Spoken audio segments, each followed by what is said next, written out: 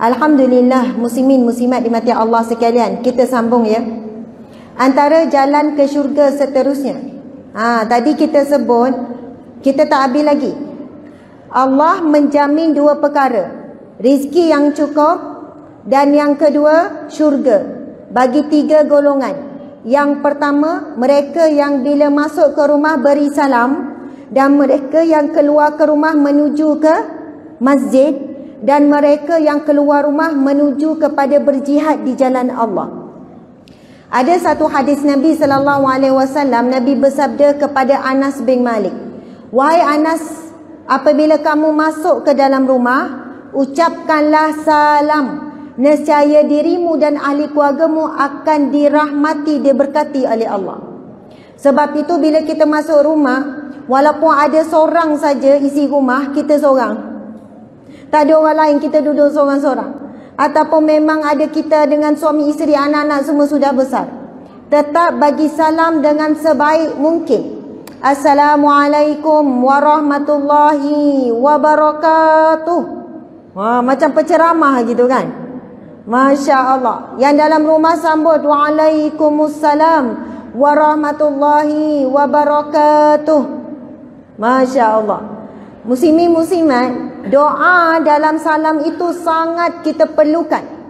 Saat kita hidup, saat kita mati, saat di barzah, saat di mahsyar. Apa maksud salam tu? Assalamualaikum, salam sejahtera ataupun doa kesejahteraan ke atas kamu. Warahmatullah, rahmat Allah, wabarakatuh, dan keberkatan Allah ke atas kamu. Jadi dalam salam tu kita bagi tiga doa, kita mohon tiga doa. Doa yang pertama kesejahteraan, salam. Yang kedua rahmat Allah. Yang ketiga berkat. Dan tiga perkara ni kita sangat perlu sepanjang hidup sampailah kita dibangkitkan di mahsyar. Allah Subhanahu wa taala berfirman, auzubillahi minasyaitonir rajim. Yauma la yanfa'u malun wala banun illa man atallaha biqalbin salim. Di hari yang tiada manfaat sedikit pun harta benda dan anak pinak kamu, iaitu bila? Hari kiamat. Kamu ada ramai anak macam mana pun tidak ada manfaat, tak boleh tolong kamu. Kamu ada harta banyak mana pun tak boleh tolong kamu. Kuasa kamu ada, kedudukan kamu ada, semua tak boleh bantu kamu. Illa, kecuali man atallaha, yang datang bertemu dengan Allah di mahsyar kelak, biqalbin salim, dengan jiwa yang sejahtera. Sebab itu bila beri salam, mula assalamu, salim, salam, perkara yang sama. Sebenarnya kita mendoakan kesejahteraan bukan fizikal sehat saja, hati yang sejahtera. Kemudian kita doakan warahmatullah, rahmat Allah.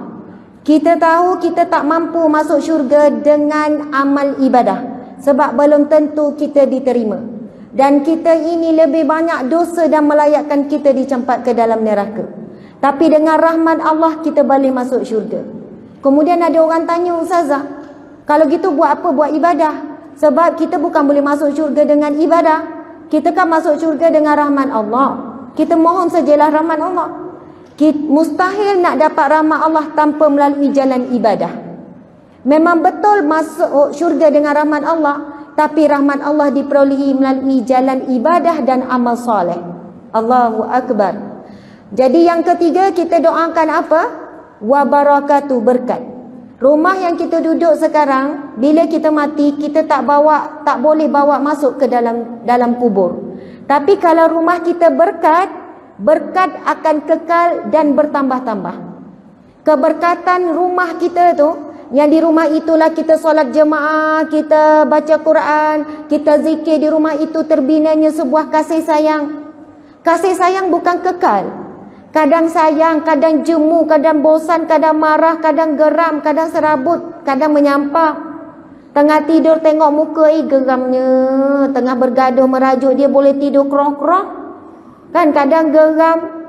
Dalam rumah itu ada macam-macam perasaan. Bukan selamanya gembira, bahagia. Subhanallah, Allahu Akbar. Tetapi kita orang mukmin, orang Islam memang faham dan jelas, keluarga di rumah itu tempat kita mengumpul ladang pahala. pahala kasih sayang, pahala sabar paling banyak.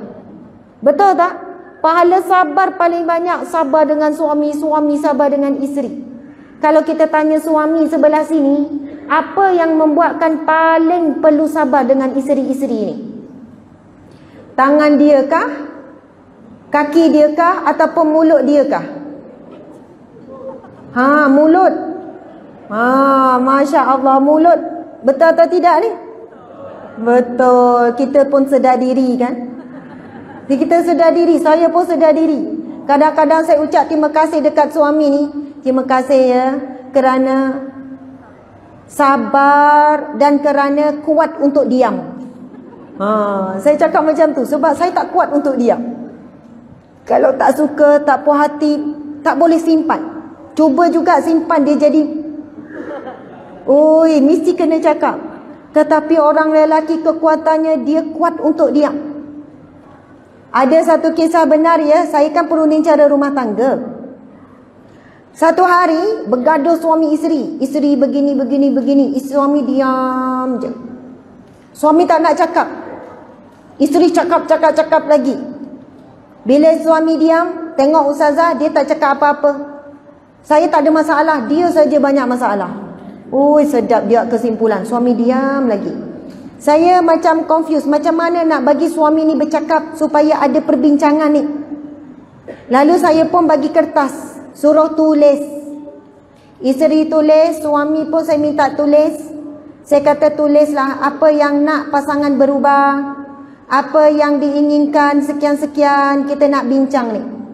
Isteri bila dapat kertas semangat dia tulis senarai yang nak suami berubah. Lepas satu-satu tak muat. Ustazah boleh belakang, sambung belakang lagi. Kertas A4. Suami kan, dia tulis, dia potong. Dia tulis, dia potong. Lepas tu dah habis masa, saya bagi lebih kurang dalam 10 minit, 15 minit. Lepas tu kan isteri pun tunjuk. Ustazah ini sajalah. Tak banyak, ini saja. Saya tengok banyak. Depan sampai belakang. Ayat cantik. Moga suami berubah kerana Allah. Ayat tazkirah. Demi membawa kami sekeluarga memimpin ke syurga. Masya Allah. Semoga suami berubah solat di awal waktu. Kerana disitulah jalan ke syurga. Contohlah kan. Bunyi tu sedap. Satu-satu dia komen. Lepas tu bila suami tak tulis apa-apa, saya kata, encik kenapa tak tulis apa-apa tentang apa yang encik nak isteri berubah? Isteri terus jawab, tengok ustazah dia tak tulis apa-apa. Saya tak ada apa-apa, saya dah okey. Amboi. Ada tak perangai macam ni kan? Lepas tu, suami pun mula bersuara. Mungkin sudah geram ni dengan isteri ni. Dia cakap apa? Ustazah, saya sudah kahwin dengan isteri saya hampir 30 tahun. Saya tahu buruk dia, aib dia, kekurangan dia. Tapi saya tidak sanggup untuk menuliskan walaupun satu di hadapan ustazah untuk buka aib isteri saya. Kerana mengenangkan pengorbanannya, mengandung, melahirkan dan semuanya. Allahu Akbar. Takbir. Allahu Akbar. Macam tak setuju je ni. Setuju ya? Masya Allah. Orang lelaki setuju tak? Dia rasa suara hatinya didengari. Masya Allah. Muslimat, memang kita kena kuat dan ingat. Kadang-kadang kita rasa sekadar nak meluah, sekadar nak beri pendapat. Kita pegang pada prinsip tak boleh simpan, nanti stres. Lalu kita suka mengeluarkan apa saja tanpa mengambil kira suami kita kecil hati atau tidak, suami kita terasa atau tidak. Kerana ini diberi amaran oleh Nabi Muhammad SAW.